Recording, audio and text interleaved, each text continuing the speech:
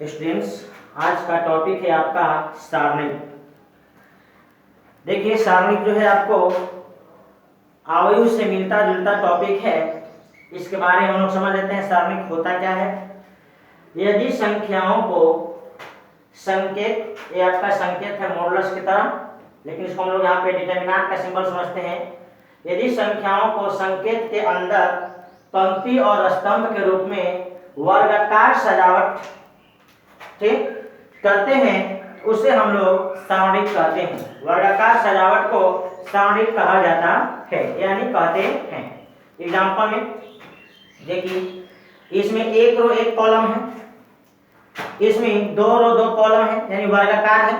रो और कॉलम की संख्या यदि बराबर होगा तो उसको वर्गाकार कहेंगे। इसमें तीन रो तीन कॉलम, इसमें तीन रो तीन कॉलम, तो सारणिक यही है। यदि संख्याओं को हम लोग इस सिंबल के अंदर पंक्ति और स्तंभ के रूप में वर्गाकार सजावट करते हैं तो उसे हम लोग सारणिक, यानी इंग्लिश में हम लोग डिटरमिनेंट कहते हैं।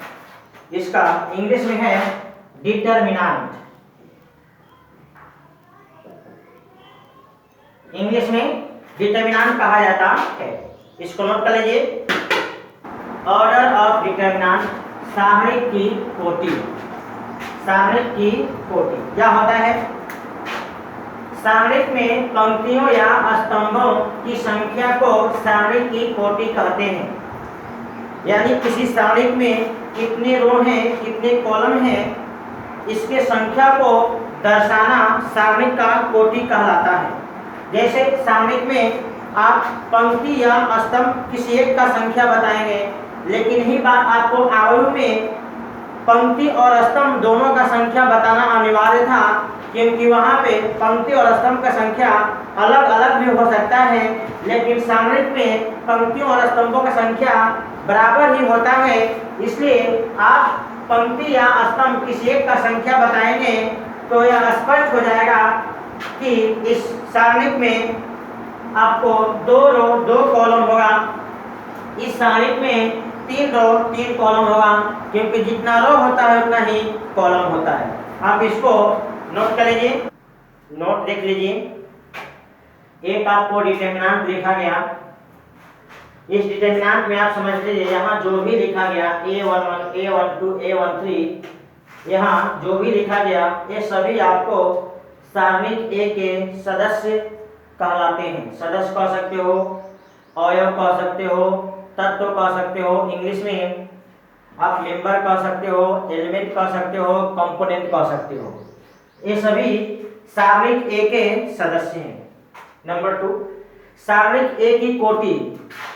सारणिक ए की कोटि n है, क्योंकि इस n का मतलब है इसमें n रो है और n कॉलम है। पहला रो, दूसरा रो, तीसरा, चौथा डॉट डॉट n रो। कॉलम का बात करिए, पहला कॉलम, दूसरा कॉलम, तीसरा कॉलम, चौथा डॉट डॉट n कॉलम।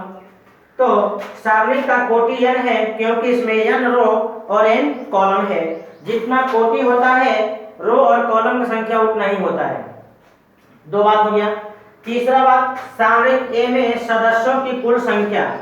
सारणिक ए में कुल कितने सदस्य हैं?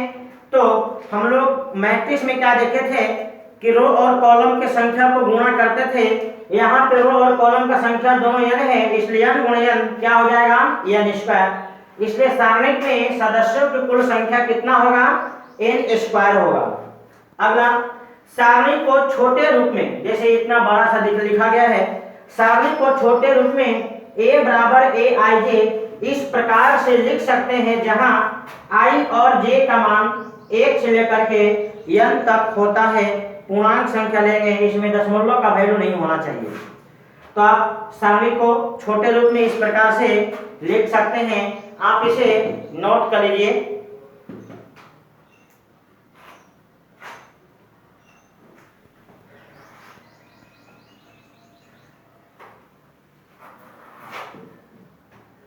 पांचवा, यहाँ पे हम लोग A11 को क्या कहेंगे? इसे कहेंगे सारणिक ए के प्रथम पंक्ति और प्रथम स्तंभ का सदस्य। A11 का मतलब है सारणिक ए के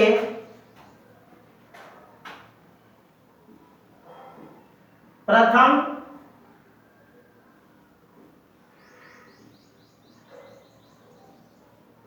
पंक्ति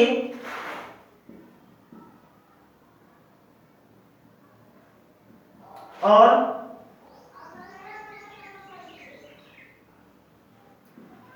प्रथम स्तंभ का सदस्य। A11 का मतलब इसी तरह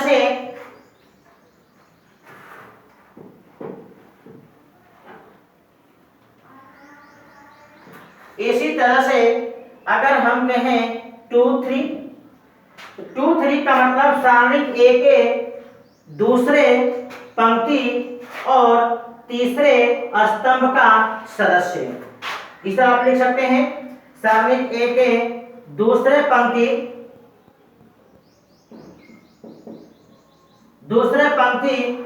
और तीसरे स्तंभ का सदस्य। अगर हम कह दें ए आई जे,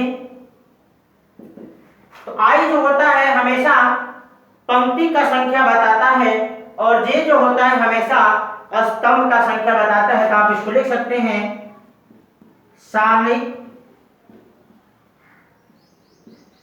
ए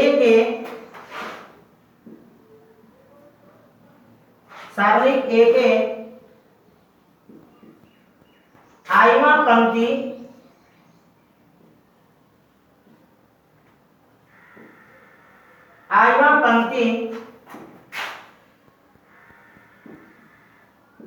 तथा जेवां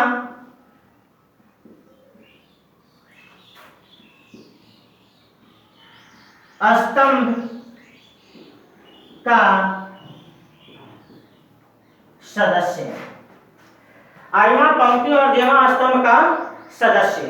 तो आप हमेशा आई जो बताता है वो पंक्ति का स्थान बताता है और जे जो होता है वह हमेशा स्तंभ का स्थान बताता है। आप लोग इसको नोट कर लीजिए। सारणिक का मान, यानी हम सारणिक का मान कैसे निकालते हैं, तो सबसे पहले हम देखते हैं एक कोटि का सारणिक मतलब डिटरमिनेंट ऑफ ऑर्डर 1। जब एक ऑर्डर का डिटरमिनेंट होगा, जैसे मान लीजिए एग्जांपल में आपको एक डिटरमिनेंट दिया गया जिसका ऑर्डर 1 है। ऑर्डर 1 का मतलब एक रो एक कॉलम। आप यहां पर लिखेंगे सारणिक ए का मान। अब देखिए सिंबल के अंदर जो भी है इसका वैल्यू हो जाएगा। अगर नेगेटिव होगा तो नेगेटिव लिखेंगे, पॉजिटिव होगा तो पॉजिटिव लिखेंगे, क्योंकि यह जो सिंबल है यह सारणिक का है। आप इसको मॉडुलस का सिंबल समझ करके कंफ्यूज में नहीं होंगे। दूसरा एग्जांपल भी देख लीजिए। एक सारणिक दिया गया जिसके अंदर लिखा गया इस प्रकार से, तो लिखेंगे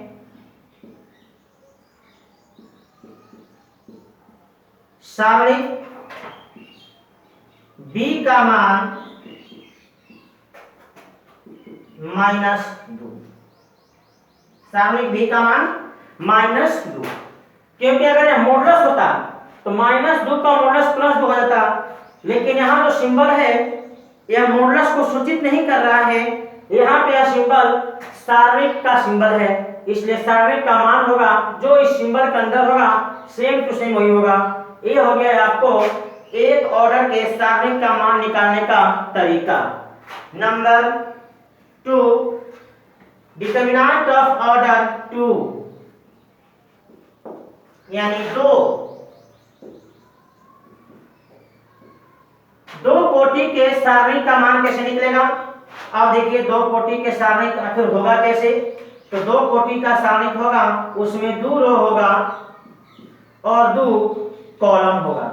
2 रो 2 कॉलम। अब सारणिक का मान निकलेगा कैसे 2 कोटि वाले का, तो तिरछा सदस्यों को गुणा करेंगे और उसके रिजल्ट को घटा देंगे। तो 2 × 6 12 -4 × 5 20, यानी इसका रिजल्ट हो गया -8। ये हो गया आपको दो कोटि के सारणी का मान निकालने का तरीका। क्या करेंगे, तिरछा सदस्य को गुणा करेंगे और उसके रिजल्ट को आपस में घटा देंगे। नोट कर लीजिए। और भी एक एग्जांपल देख लीजिए, 5 7 3 और 2। अब देखिए सारणी बी का मान कैसे निकलेगा, तो सेम उसी प्रकार से 2 और 5 का गुणा 10 और 3 और 7 का गुणा 21, रिजल्ट हो गया -11। इस प्रकार से आप दो ऑर्डर के डिटरमिनेंट का वैल्यू निकाल सकते हैं। तिरछा सदस्यों को गुणा करिए और उसको घटा दीजिए, जो रिजल्ट आएगा यहाँ पर लिख लीजिए। एक पॉजिटिव भी हो सकता है, नेगेटिव भी हो सकता है, शून्य भी हो सकता है। इसको आप नोट कर लीजिए। देखिए जब डिटरमिनेंट का ऑर्डर 3 होगा तो इसका वैल्यू कैसे निकलेगा, मतलब इसमें 3 रो 3 कॉलम है।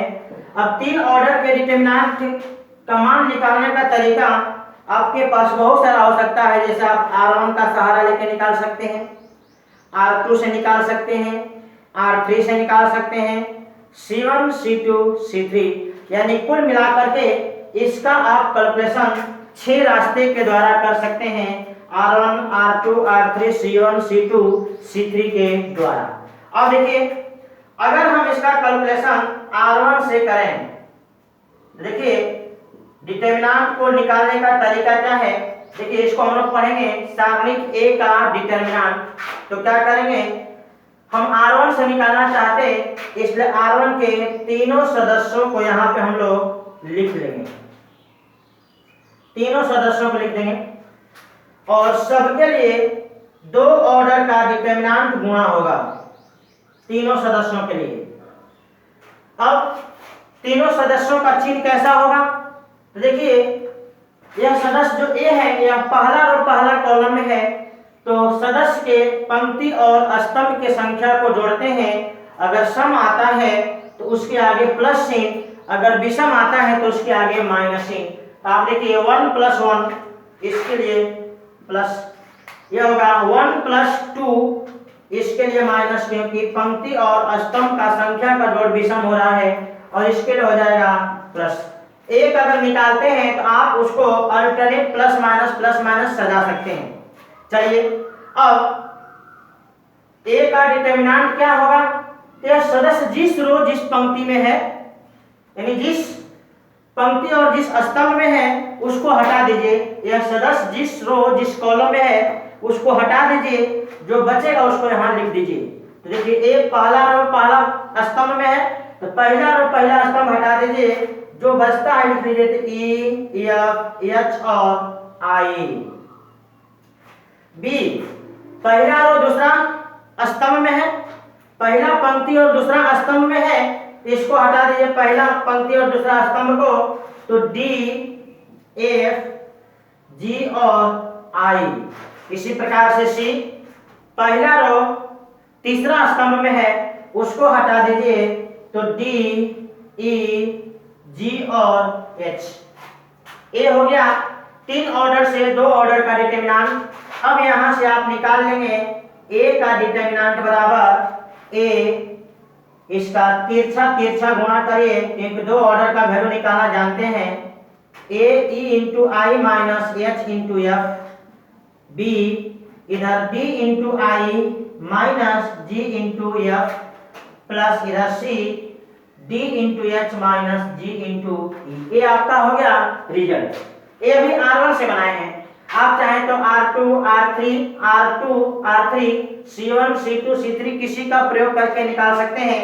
एक कैलकुलेशन आपको हम कॉलम से कर देते हैं, C2 से A का डिटरमिनेंट कैसे निकलेगा, तो C2 का सदस्य देखिए BEH लिख दीजिए, B इसका डिटरमिनेंट होगा, इसी तरह से E इसका डिटरमिनेंट होगा, इसी तरह से H इसका डिटरमिनेंट होगा।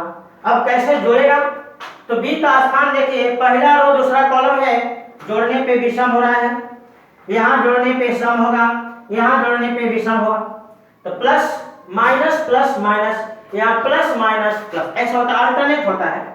चलिए बी का सारणिक गुणन क्या होगा, तो बी जिस पंक्ति जिस स्तंभ में है उसको हटा दीजिए, तो हो जाएगा डी एफ जी और आई।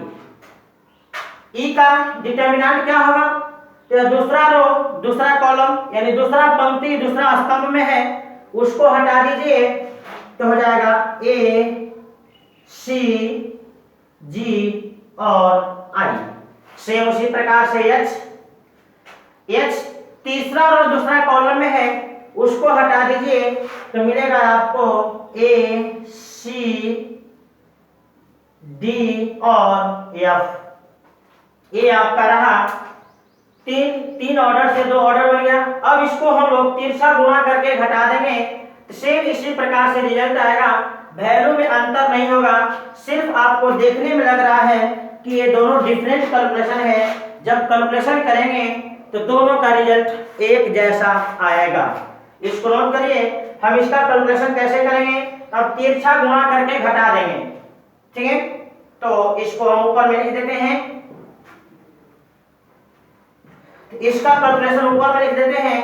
ए का सारणिक हो जाएगा minus B D I minus G F plus E into A I minus G C minus H A F minus D और सी। इस प्रकार से आप कैलकुलेशन करोगे तो हमेशा रिजल्ट सेम होगा। आप इसको नोट कर लीजिए। किसी का प्रयोग करके इसका वैल्यू निकाल सकते हैं। रिजल्ट आपको हर हालत में सेम आएगा, बट आपका कैलकुलेशन सही होना चाहिए। जैसे हम R1 से निकाल देते हैं, R1 से, तो R1 का सदस्य बोलिए कौन कौन है, 2 है, 2 का डिटर्मिनेंट होगा यहाँ। इसके बाद 3 का डिटर्मिनेंट होगा, इसके बाद 4 का डिटर्मिनेंट होगा। चिन्ह देख लीजिए क्या क्या होगा। इस 2 का चिन्ह होगा प्लस, 3 का माइनस और 4 का प्लस। देखिए 2, 3, 4 पे निर्भर नहीं कर रहा है, इसके स्थान पे निर्भर कर रहा है। देखिए 2 का स्थान क्या है, पहला और पहला कॉलम, तो रो और कॉलम का संख्या जोड़ने पे सम आएगा इसलिए प्लस। ये पहला रो दूसरा कॉलम, रो और कॉलम का संख्या जोड़ने से विषम आएगा इसलिए माइनस, इसके लिए सम आएगा इसलिए प्लस। अब डिटर्मिनेंट देख लीजिए क्या होगा, तो 2 जिस पंक्ति जिस स्तंभ में है उसको हटा दीजिए, तो बचेगा आपका 6, 7, 5 और 6। 3 के लिए 5, 7, 3 और 6। 4 के लिए 5, 6, 3 और 5।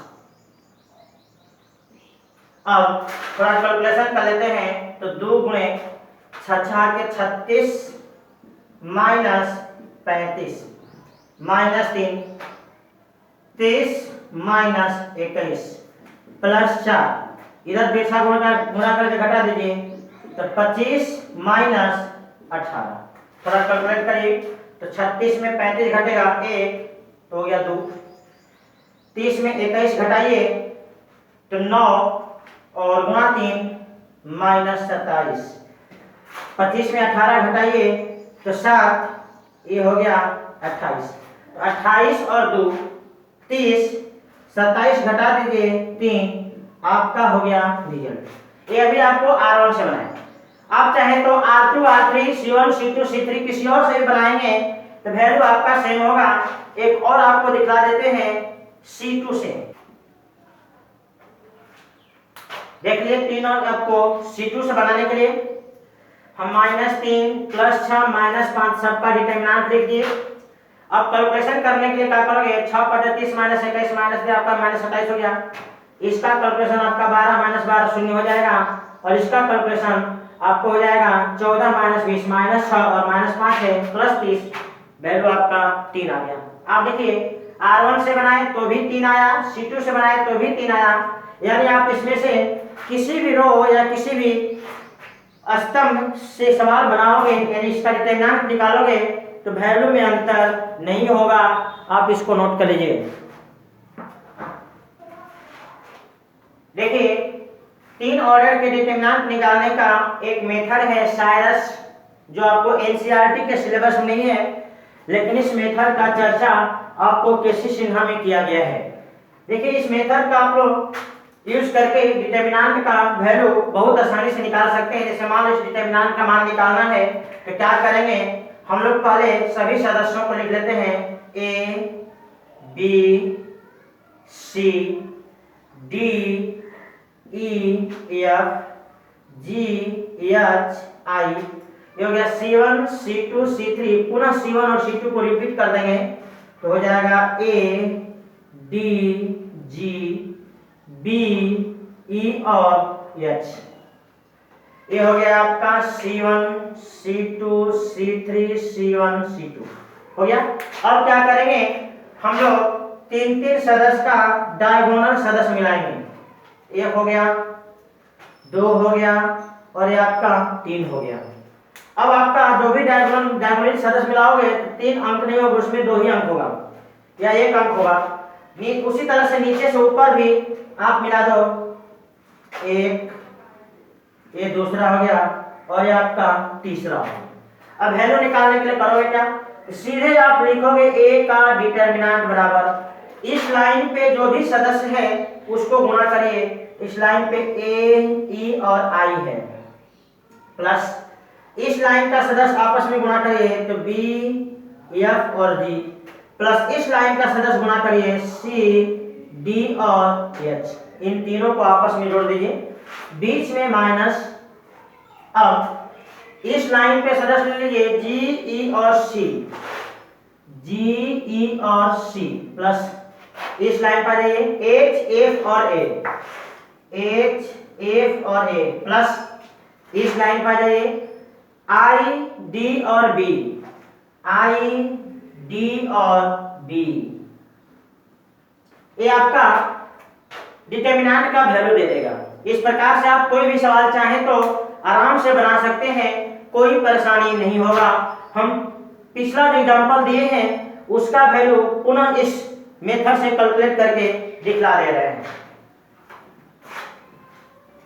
कैसे बनेगा, तो 2 3 4 5 6 7 3 5 6 C1 C2 C3 C1 C2 को रिपीट कर दीजिए। 2 5 और 3, 2 5 3 3 6 और 5। देखिए इस तरह से आप ऊपर से नीचे लाइन ड्रॉ कर लीजिए। सेम उसी तरह से नीचे से ऊपर आप लाइन ड्रॉ कर लीजिए और लाइन के सदस्यों को आपस में मल्टीप्लाई करके जोड़िए और घटा दीजिए। चलिए इस लाइन पे सदस्य देखिए तो 2 6 6 का गुणा यानी 72 हो गया, प्लस इस लाइन पे सदस्य देखिए 3 3 और 7 तो 17 के 21 63, प्लस इस लाइन पे सदस्य देखिए 4 5 5 100 हो गया, माइनस इस लाइन का सदस्य देखिए 3 6 4 6 चौके 24 और 3 72, प्लस इसमें देखिए 5 7 और 2 तो 7 दूना 14 और 5 14 5 70, प्लस इसमें सदस्य देखिए तो 6 5 और 3 तो 6 30 और 3 90 हो गया। कैलकुलेट करके देख लीजिए आपका रिजल्ट क्या आता है।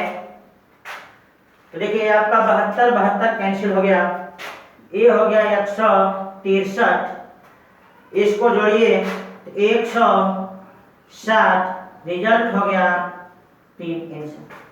देखिए तो हम किसी भी तरह से आप बनाएंगे रिजल्ट में कोई फर्क नहीं पड़ेगा। आप R1 R2 R3 C1 C2 C3 या साइरस विधि से आप बनाइए, रिजल्ट हमेशा आपका एक वर्ग आयु है तो आयु ए में k से गुणा करने के बाद अगर उसका डिटरमिनेंट निकालते हैं तो उसका वैल्यू k के पावर n गुणे a के डिटरमिनेंट के बराबर होगा, जहां n आयु का कोटि होता है।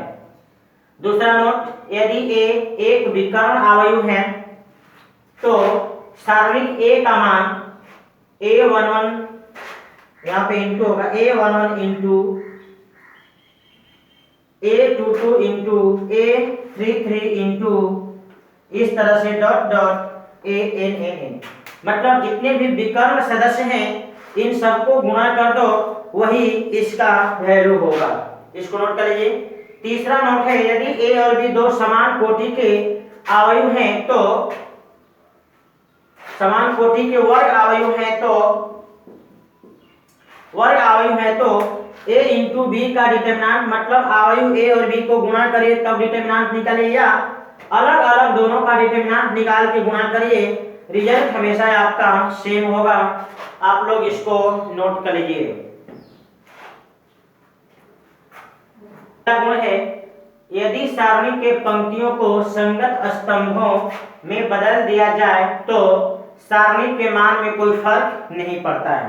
यानी आप पंक्ति को उठा के रो में डाल दीजिए तो रो अपने आप पंक्ति में बदल जाता है।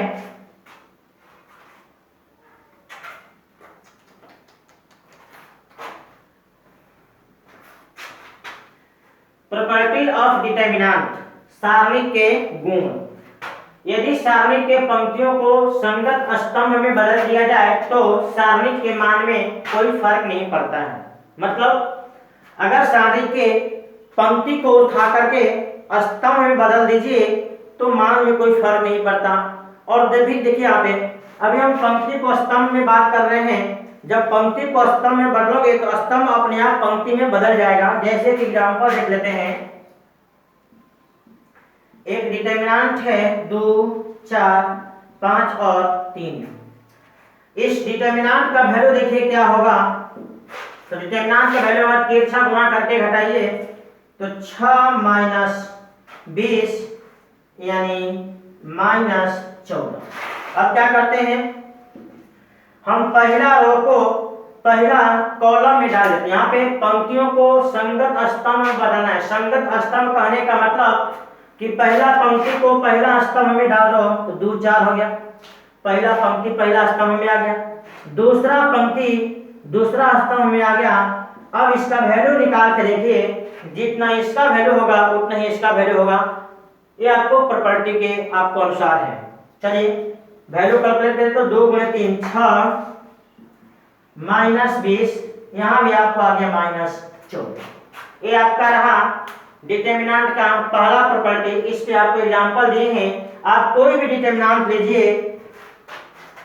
अगर आप रो को कॉलम बदलते हैं या कॉलम को रो में बदलते हैं तो रिजल्ट में प्रभाव कभी भी नहीं पड़ेगा। आप इसको नोट कर लीजिए। किसी दो पंक्तियों या स्तंभों को स्थानांतरण मतलब अदला बदला करने पर सारणी के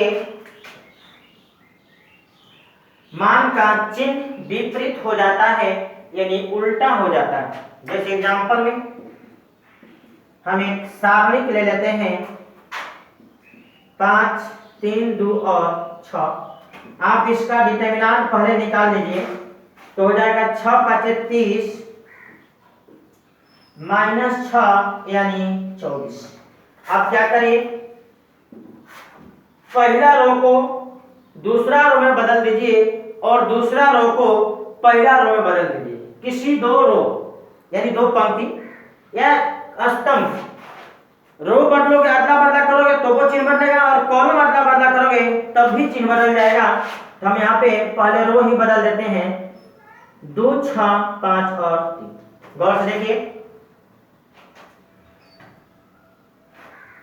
पहला रो दूसरा रो बन गया और दूसरा रो पहला रो बन गया। अब थोड़ा कैलकुलेशन करिए तो अभी आ जाएगा आपका 6 - 30, रिजल्ट हो गया -24। देख लीजिए, हम दो रो को आपस में अदला बदला किए तो डिटरमिनेंट के मान का चिन्ह जो है विपरीत हो गया। पहले प्लस था तो माइनस हो गया, अगर पहले से माइनस रहा होता अभी प्लस हो जाता। आप इसको नोट कर लीजिए। अभी आप रो का अदला बदला किए हो इसमें अगर कॉलम का अदला बदला करोगे तो भी आपको चिन्ह बदल जाएगा। नोट कर लीजिए इसको।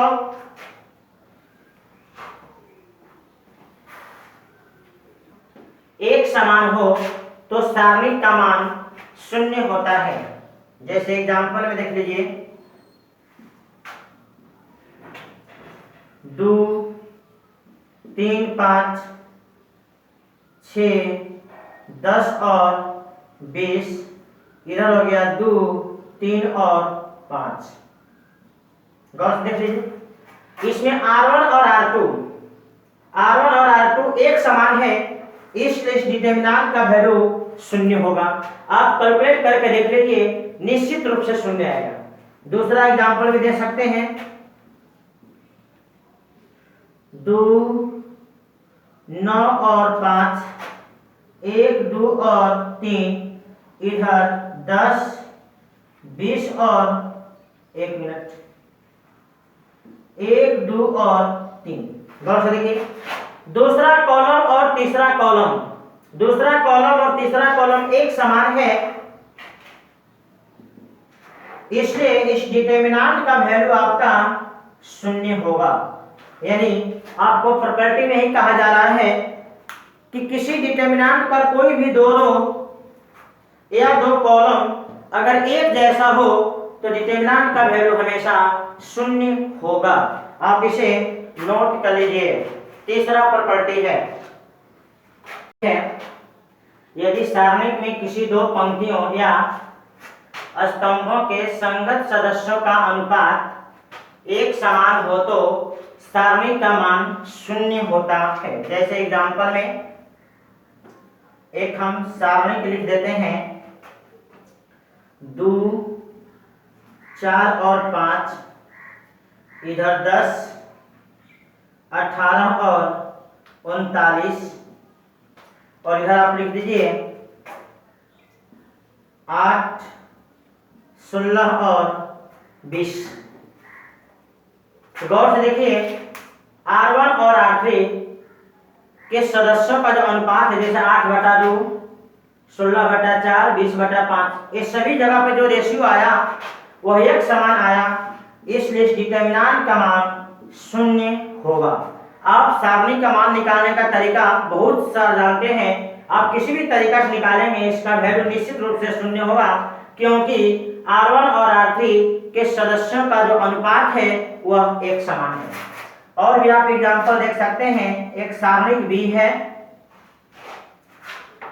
1 2 3 10 15 और 50, इधर हो गया 3 6 और 9। आप देखिए, पहला कॉलम और तीसरा कॉलम के सदस्यों का जो अनुपात है वह एक समान है, इसलिए सारणी बी का वैल्यू शून्य होगा। तो आपको यहाँ पे प्रॉपर्टी में बताया गया कि किसी सारणी में कोई भी दो पंक्ति या कोई भी दो स्तंभ के संगत सदस्यों का अनुपात बराबर हो तो सारणी का मान शून्य होता है। दो आपको एग्जांपल दिया गया, इसमें R1 और R2 में सदस्यों का अनुपात बराबर है, इसलिए शून्य हो गया, और इसमें C1 और C2 के सदस्यों का अनुपात बराबर है, इसलिए सारणी का मान शून्य हो गया। नोट कर लीजिए।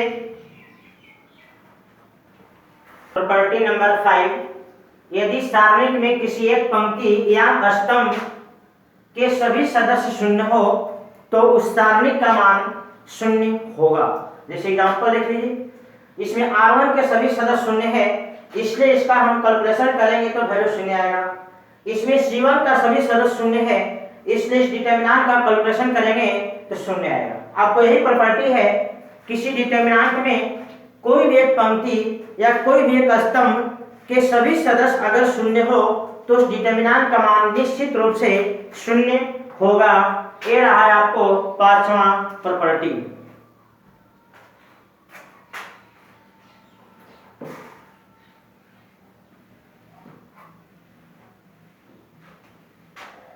यदि सारणी के किसी भी एक पंक्ति या स्तंभ के सभी सदस्यों को एक वास्तविक संख्या, जिसको हम लोग डिनोट कर रहे हैं K से, गुणा करने पर सारणिक का मान भी उसी संख्या से गुणा हो जाता है।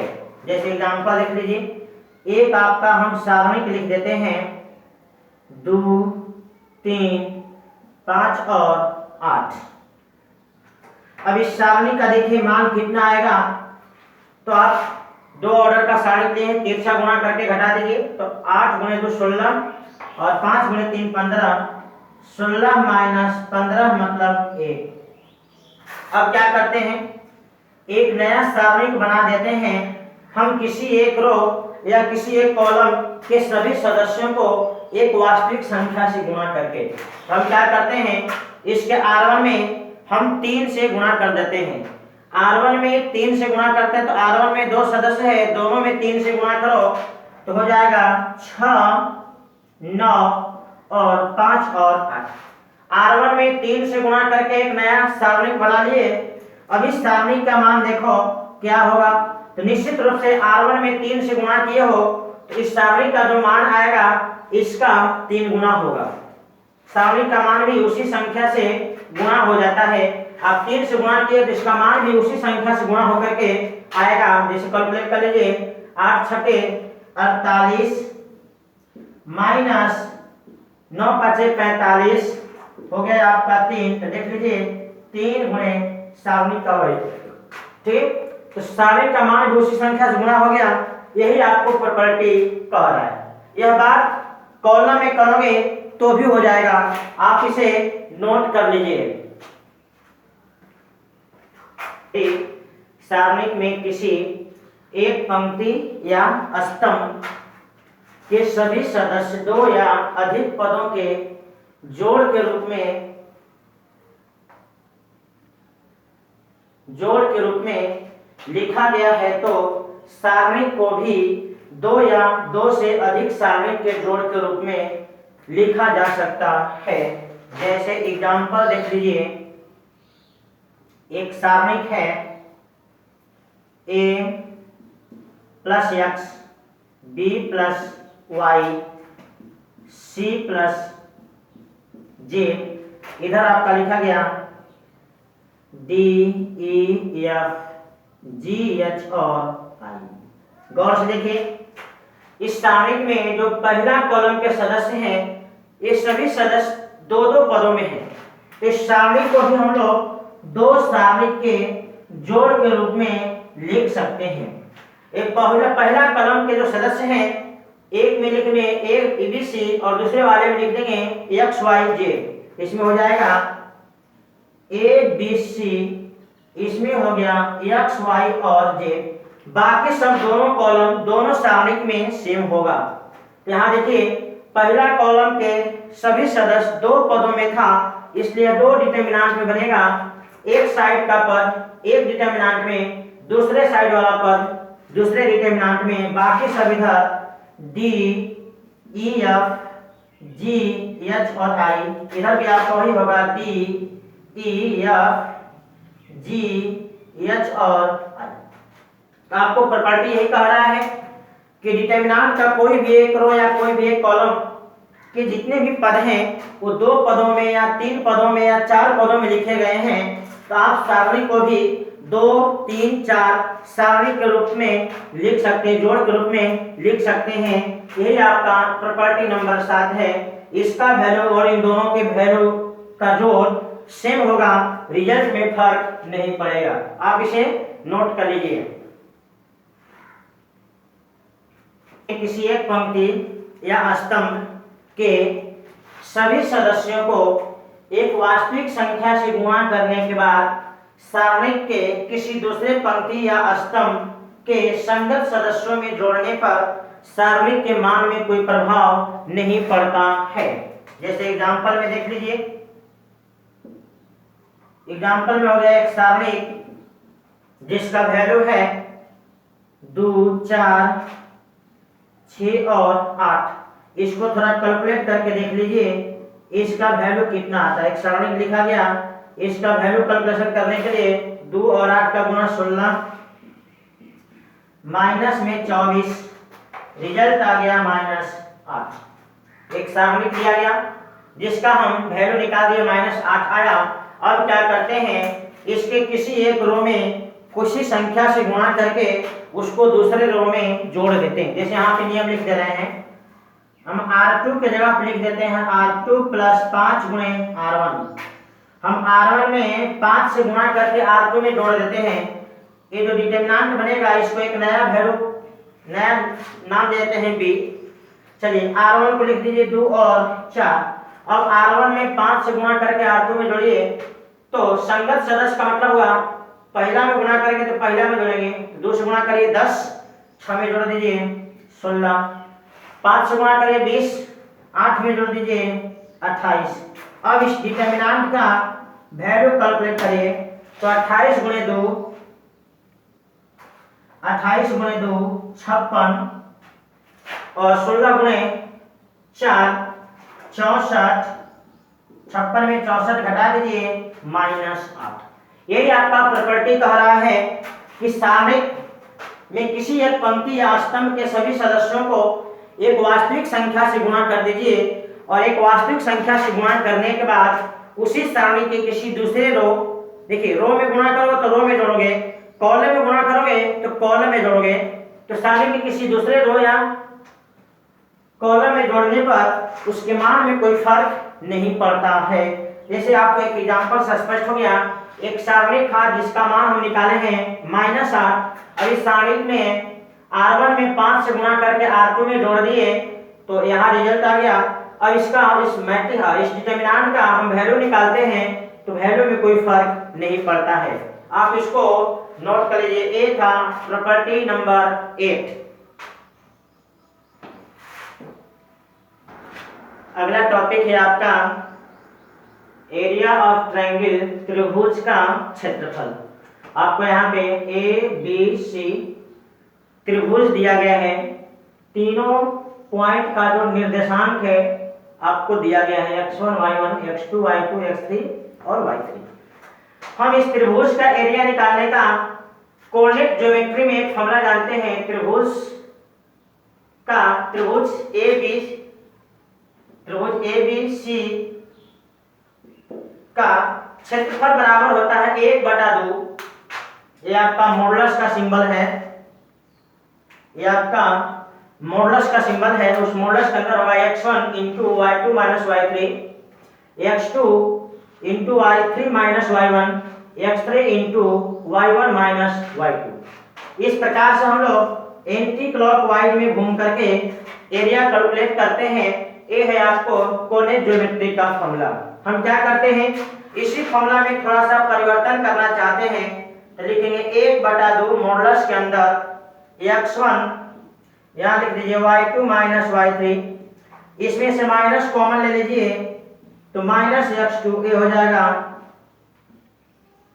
स्थान आपका बदल जाएगा और इसको जेब का तेल लिख दीजिए x3 into y1 minus y2।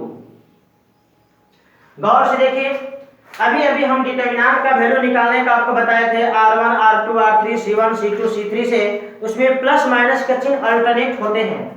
यहाँ भी समझ जाइए कि प्लस माइनस प्लस आपका चिन्ह है, तो क्या करिए, इसको किसी एक रो या किसी एक कॉलम में डाल दीजिए। ठीक, तो यहाँ पे लिख देंगे डिटरमिनेंट के अंदर हम x1 x2 और x3 को पहला कॉलम में डाल देते हैं, x1 x2 और x3। देखिए इसके लिए प्लस चिन्ह, इसके लिए माइनस चिन्ह, इसके लिए प्लस चिन्ह, और यहाँ लिख देते हैं y1 y2 और y3 1 1 और 1 और 1/2 यहाँ रहेगा। और देखिए ये आपका मॉडुलस का सिंबल है, तो मॉडुलस और डिटरमिनेंट का सिंबल मैच कर जाएगा, इसलिए हम इसको लैंग्वेज में लिख देते हैं मॉड। इस डिटरमिनेंट का जो वैल्यू आएगा 1/2 से गुणा कर उसका मॉड लेंगे, मतलब हमेशा पॉजिटिव। इस प्रकार से यह जो कोऑर्डिनेट ज्योमेट्री का फॉर्मूला था डिटरमिनेंट में बदल गया। हम इस डिटरमिनेंट का प्रयोग करके इस त्रिभुज का एरिया निकाल सकते हैं। आप इसे चाहें तो बदल भी सकते हैं, या मॉड ऑफ 1/2 इसे लिख सकते हैं x1 x2 x3 y1 y2 और y3 1 1 और 1। आपको अभी प्रॉपर्टी बताए हैं कि रो को कॉलम बदलने से चाहे कॉलम को रो में बदलने से डिटरमिनेंट के मान में कोई फर्क नहीं पड़ता है। इस प्रकार से अभी आप एक नया मेथड सीख गए। एक त्रिभुज का क्षेत्रफल डिटरमिनेंट से भी आप निकाल सकते हो। त्रिभुज में जितने भी 3 पॉइंट हैं, इन तीनों पॉइंटों से डिटरमिनेंट बना दीजिए और डिटरमिनेंट के वैल्यू को हाफ कर दीजिए, उसका मॉडुलस ले लीजिए, ये आपका त्रिभुज का एरिया हो जाएगा। इसे आप नोट कर लीजिए। एरिया को हम लोग एक और तरीके से निकाल सकते हैं।